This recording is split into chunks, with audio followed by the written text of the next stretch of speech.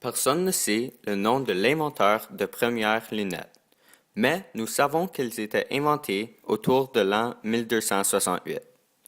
Le philosophe et scientifique Robert Bacon écrit sur l'utilité de lentilles de lecture. Par contre, on ne sait pas s'il faisait allusion aux pierres de lecture ou des lentilles dans des cadres.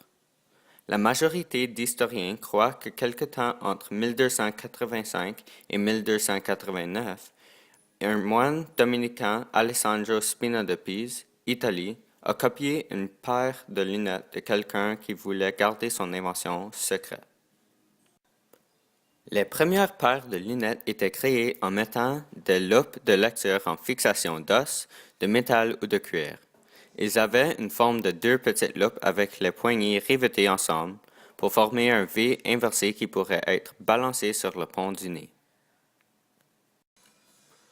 Le plus ancienne forme de grandissement optique était utilisée par les Assyriens en 700 BC, lorsqu'ils utilisaient des cristaux polis pour agrandir des objets. Plus tard, les anciens Romains et Grecs remplissaient des sphères de verre avec de l'eau pour la même raison.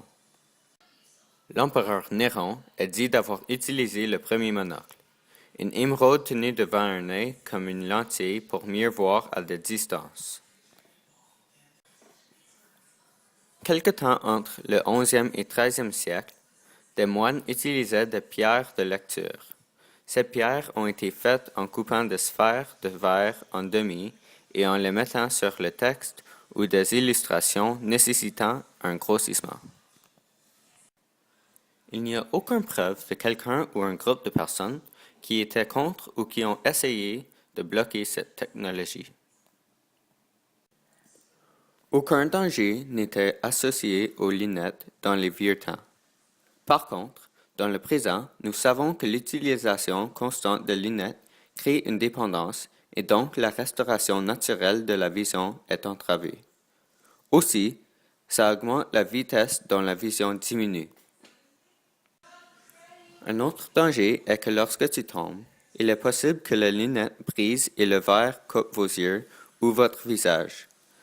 Ceci pourrait mener à une perte de vision permanente. Le facteur anthropologique principal qui a mené à l'adoption des lunettes est notre culture. La culture d'humain en général est de faire tout pour l'amélioration de soi-même. Puisque la lunette nous aide à prolonger le temps qu'on peut voir du mieux possible, nous avons continué à utiliser et à évoluer cette technologie. Le facteur sociologique principal qui a mené à l'adoption des lunettes est l'influence de la société. Puisque l'utilisation des lunettes est devenue populaire lorsque l'invention a premièrement été découverte, chaque société a cru que c'était une très bonne invention et donc l'utilisation des lunettes a répandu autour du monde. Le facteur psychologique principal qui a mené à l'adoption des lunettes est que nous croyons que nous avons un problème. Nous nous examinons tellement que notre corps crée le problème que nous croyons avoir. Donc, les lunettes deviennent essentielles pour avoir le meilleur vue possible. Et alors, les gens achètent cette invention pour améliorer leur vision. Les lunettes du 13e siècle ont remplacé les pierres de lecture, ce qui a donné le pouvoir de toujours avoir une bonne vision à ceux et celles qui ne pourraient pas. La technologie d'aujourd'hui nous donne le pouvoir de créer des lentilles pour la prescription d'un individu spécifique. Au lieu d'avoir plusieurs lunettes de la même force pour tout le monde, peu importe leur prescription.